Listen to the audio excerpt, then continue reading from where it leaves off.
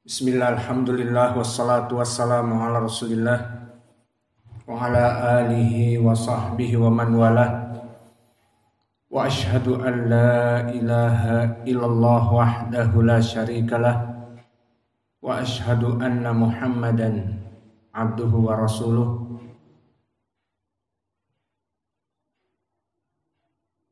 Alhamdulillah fi hadzal Yaumus Sabt 11 Oktober 2025 Ba'dal Asr, setelah kita melaksanakan sholat asar, kita memberikan kajian di Fakultas Ilmil Hadis atau Ilmil Fiqh dari kitab Ad-Durar Al-Bahiyah karya Asy-Syaukani rahimahullah, yang mana kita lanjutkan pembahasan kita masih dalam pembahasan zakah. Faqala al-muallif rahimahullahu ta'ala babu masarifiz zakah, bab tentang permasalahan siapa yang berhak menerima zakah. Hiya samaniyatu kama fil ayah, maka yang menerima zakat itu adalah 8 orang seperti di dalam ayat. Dan ayat yang diinginkan di dalam surat Taubah, di mana Allah berfirman, innamas shadaqatu lil fuqara wal masakin wal amilina 'alaiha wal mu'allafati qulubihim wa fir riqab wal gharimina wa fi sabilillah wabnis sabil faridatun minallah wallahu alimun hakim. Maka di dalam surat ini Allah menyebutkan innama as-sadaqatu. Kalimat innama dari segi lughatil arabiyah maka dia yufidu al-hasr. Innama maka tidaklah, as-sadaqatu yang namanya zakat itu kecuali lil fuqara, untuk orang-orang yang fakir, wal masakin, untuk orang-orang yang miskin. Lalu apa bedanya al-fakir dan apa bedanya al-miskin? Al-fakir alladzi la syai'un lahu wal miskin alladzi la syai' la yakfihi. Maka al-fakir yang tidak mempunyai apa-apa, dan al-masakin yang mana dia mempunyai tapi tidak mencukupi. Maka beda antara al-fakir dengan miskin. Al-fakir tidak mempunyai apa-apa, dan al-miskin punya namun tidak mencukupi. Maka ini 2 kelompok penerima az-zakah. Maka zakat yang terkumpul baik di pemerintah yang khusus seperti Baznaz, ataupun zakat seseorang membayarkan dari dirinya sendiri, itu kemana masarifnya? Lil fuqara wal masakin, yang tadi kita sebutkan definisinya. Ketiga, wal amilina 'alaiha.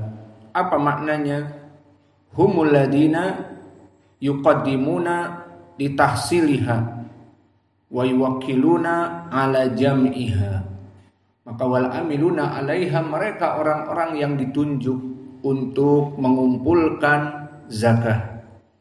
Maka dia mengambil zakah dari orang-orang yang sudah ditentukan, sudah mencapai 1 tahun dan haulnya 1 tahun dan mencapai nisab, maka diambil baik dari emas ataupun harta ataupun dari hewan ternak. Maka mereka menjadi penerima zakah. Dan hikmahnya di sini tentunya Kalau mereka tidak diberi, mereka akan berpikir, ana yang ngumpulin zakah ini, terus ana nggak dikasih itu. Maka akhirnya Allah yang mengetahui apa yang ada di hati manusia. Ya sudahlah, meskipun kamu punya uang, iya punya uang, tapi kan ngumpulin orang-orang membayar zakat tidak mudah. Mencari orang-orang yang berhak membayar zakat, pergi ke sana, paling sedikit butuh ongkos lah. Maka diberikan agar mereka pun tentram. Wal amiluna 'alaiha, dan agar tidak ada yang namanya korupsi. Dan begitu pun wal mu'allafati qulubihim. Maka yang di sini diinginkan adalah hum al-muslimun al-judud yu'tauna li dha'fi yaqinihim. Maka mereka orang-orang muslim yang baru, maka diberikan kepada mereka harta-harta untuk menguatkan mereka dan menyenangkan mereka di dalam Islam. Dan jika iman mereka masih dhaif, maka menjadi kuat dan menjadi senang dengan diberikan zakat. Dan perkara ini telah kita lewati di Sahih Al-Bukhari atau Muslim, yang mana Nabi Muhammad sallallahu alaihi wasallam memberikan sebagian dari orang yang ada di depannya tentang zakat, dan sebagian lagi tidak. Maka dikatakan oleh as-sahabah, ya Rasulullah, orang ini imannya kuat, kenapa tidak diberi? Tapi yang diberi malah orang-orang yang baru masuk Islam. Dan inilah dakwah Nabi, dan inilah di dalam praktek Al-Quran. Wal mu'allafati qulubihim. Maka Nabi menginginkan mereka itu agar tetap di dalam agama Islam dan tidak berpindah kepada agama lain. Wa fir riqab, maka fir riqab maknanya dalam permasalahan perbudakan. Sehingga wallahu a'lam di zaman now tidak ada lagi wa fir riqab. Maka wa fir riqab adalah hum al-abd, yang mempunyai ar-riqab al-mukatabun fi tahriril abd. Maka mereka sepakat dengan tuannya. Tuannya mengatakan, jika kamu mampu mengumpulkan uang 20 juta saja dalam setahun ini, maka kamu saya bebaskan. Maka akhirnya dia bekerja dan bekerja di sawah ladang tuannya. Namun mengumpulkan 20 juta susah. Karena apa yang dia usahakan bukan sawit. Kalau sawit 2 pekan panen berapa? Ataupun karet lumayan. Namun apa yang dia usahakan hanya sekedar tanaman jengkol. Oh, jengkol juga keren. Maka dia 1 biji 1.000 ya. Di pasar 10 biji 10.000 ya. Al-muhim di sini dia mendapatkan kebebasan jika mencapai 20 juta. Akhirnya orang ini sudah bekerja 1 tahun dan hanya mendapatkan 5 juta. Akhirnya didengar oleh pihak dari pembagian zakat, pemerintah atau yang sebagainya. Itu ada budak yang mana dia sudah mukatabah, ditulis oleh tuannya 20 juta bebas. Lalu berapa dia mampu bayar? 5 juta. Sudah setahun. Ya sudah ditambah 15 juta, maka ini makna wa fir riqab. Maka dibebaskan budak dari uang zakat. Wal gharimin, Apa wal gharimin? Humul ladina raqabahum ad-dain wala wafa indahum bihi. Maka mereka al-gharimin yang tenggelam dalam keadaan hutang. Maka orang yang miskin, fakir, bukan mengutang untuk gaya-gayaan beli motor NMAX ataupun X-Max 60 juta ataupun T-Max belum keluar, masih di Jepang. T-Max katanya 120 juta. Mending beli mobil apa beli motor? X-Max saja sudah 70 atau 75 sekarang. Alhasil bukan membeli mobil atau motor gaya-gayaan. Dia untuk menutupi kebutuhan hidup.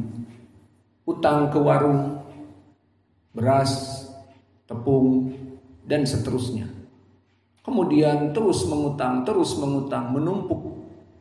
Akhirnya orang yang mempunyai kios, sudah ya Bu, kapan mau dibayar?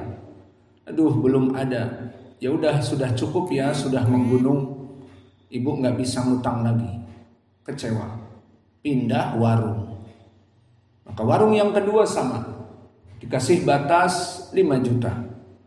Sampai 5 juta. Kuota habis Bu, kapan mau bayar?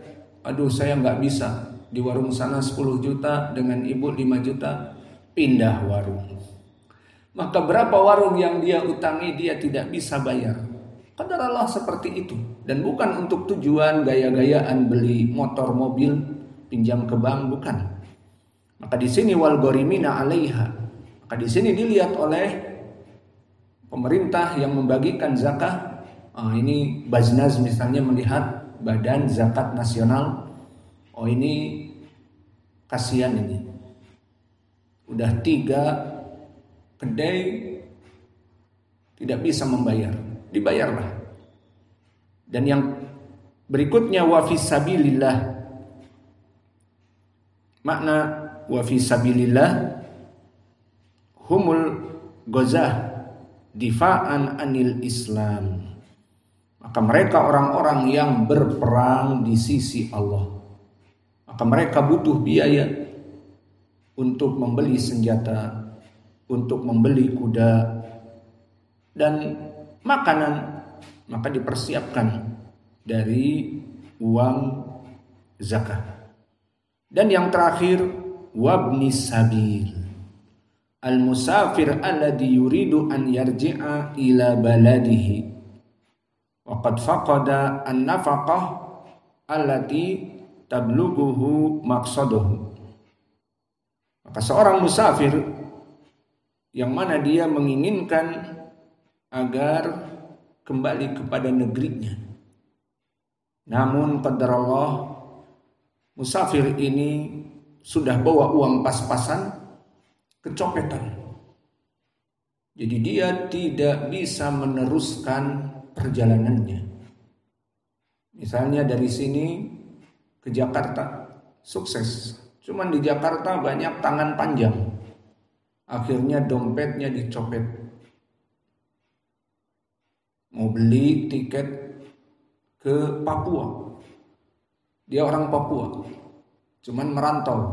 Bikin rumah makan di Sumatera. Bisa Pak? Orang Papua bikin rumah makan di Sumatera. Apa salah? Kebalik. Al-muhim seperti itu. Maka akhirnya dia dari Jakarta mau ke Papua, tidak ada uang lagi. Di sini dia Ibnu Sabil. Akhirnya terkatung-katung di masjid. Kalau dia salat, alhamdulillah. Akhirnya meminta kepada orang yang ada, saya ingin ke Papua. Sudah terkatung-katung karena kecopetan. Maka di sini oleh Baznaz diberikan agar dia bisa mencapai tempat tujuan. Maka inilah dari 8 yang mana semuanya ada di Al-Quran, dan itu penjelasannya yang kami jelaskan dengan misal.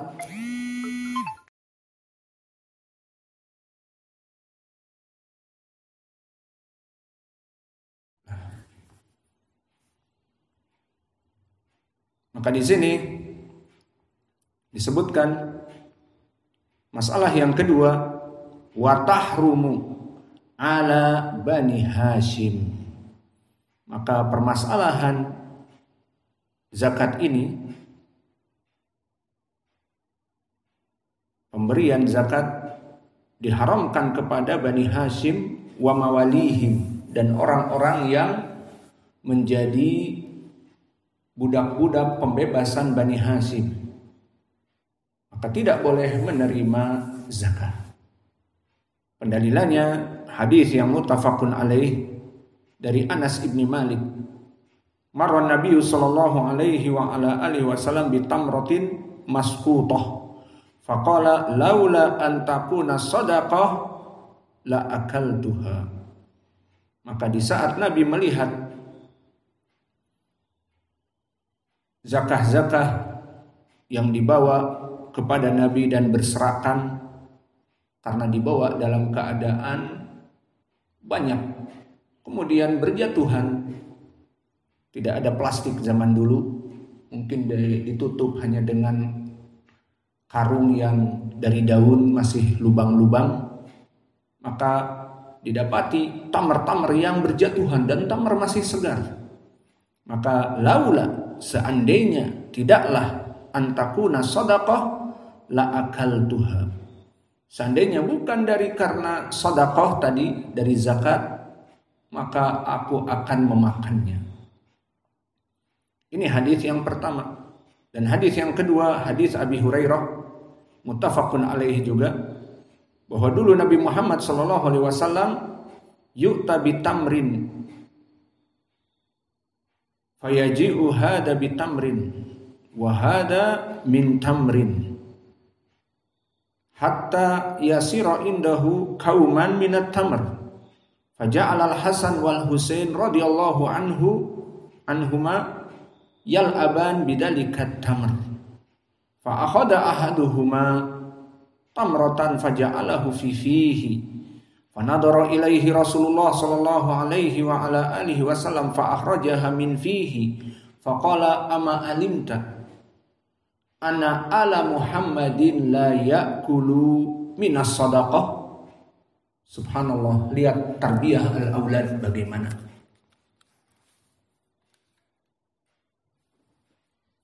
Kenapa?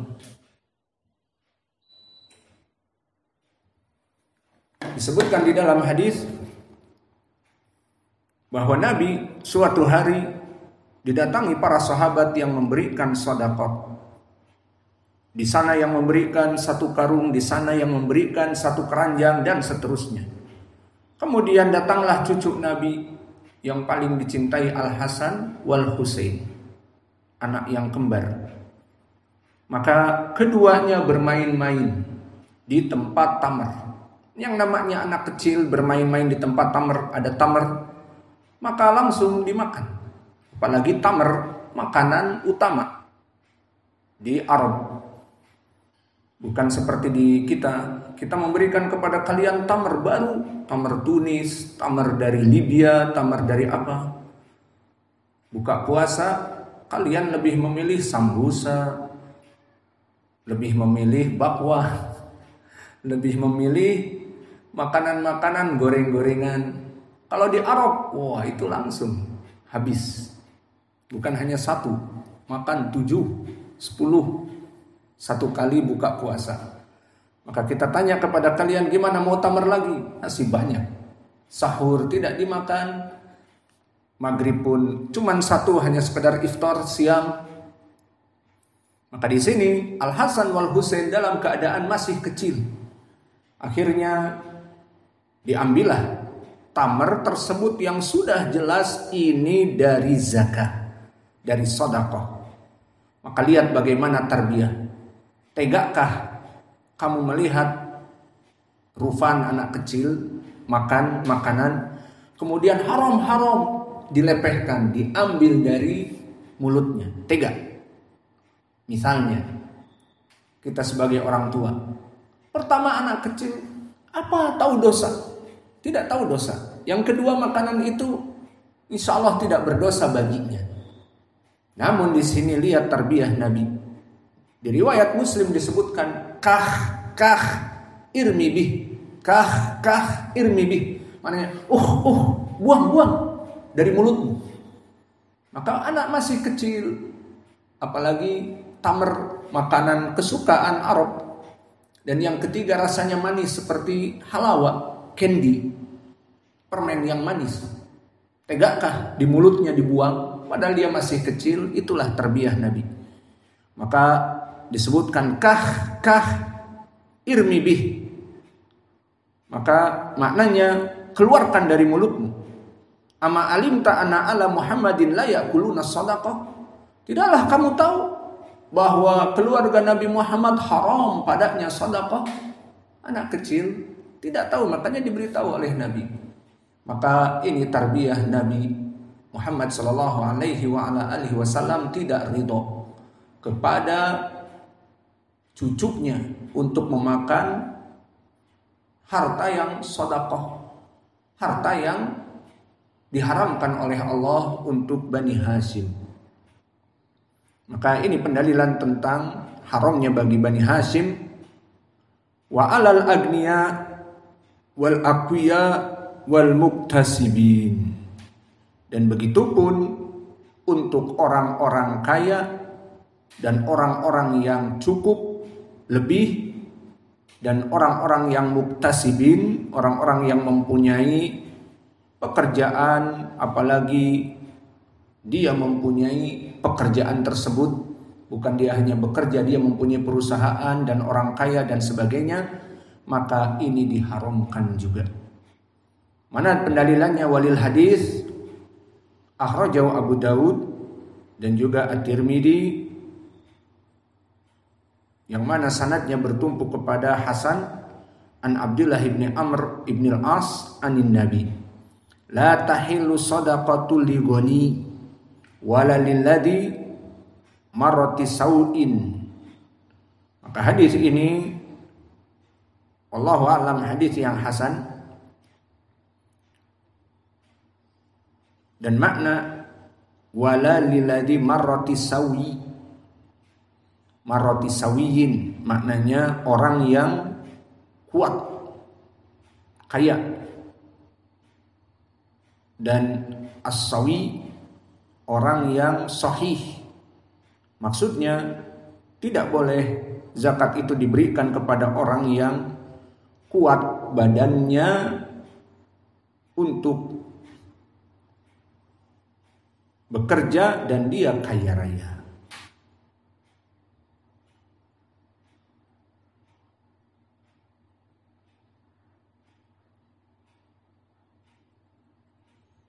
Maka ini dari permasalahan sedekah. Kesimpulannya, masarifuz zakah telah kita sebutkan di Al-Quran 8, dan 2 perkara yang diharamkan. Pertama, diharamkan untuk Bani Hashim, dan alhamdulillah kita di sini tidak ada Bani Hashim bisa menerima zakat. Dan yang kedua, bagi orang-orang yang kaya, maka orang yang kaya tidak pantas. Orang yang mempunyai kebun sawit 15 hektar, 15 hektar, maka setiap 2 pekan dia mendapatkan uang 10 juta misalnya, 2 pekan, 1 bulan 20 juta. Maka dalam setahun dia dapat zakat, maka tidak pantas untuk mendapat zakat. Dan permasalahan yang lain insya Allah kita bahas di pelajaran yang akan datang. Maka ini cukup bab masarifiz zakah dan bab orang-orang yang tidak boleh menerima zakat. Wa naktafi ila huna wa jazakumullahu khaira wa barakallahu fi ilmikum. Subhanakallahumma bihamdika asyhadu an la ilaha illa anta astaghfiruka wa atubu ilaik. Tasmih nanti ya.